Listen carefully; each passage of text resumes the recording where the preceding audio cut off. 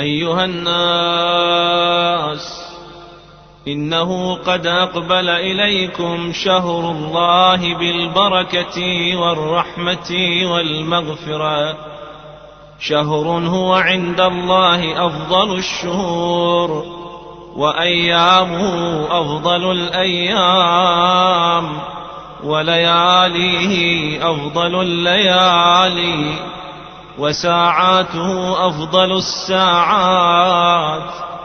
هو شهر دعيتم فيه إلى ضيافة الله، وجعلتم فيه من أهل كرامة الله.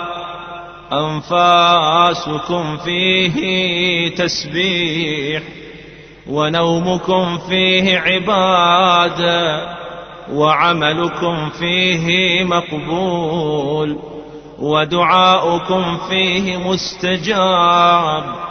فسلوا الله ربكم بنيات صادقة وقلوب طاهرة أن يوفقكم لصيامه وتلاوة كتاب، فإن الشقي من حرم غفران الله في هذا الشهر العظيم.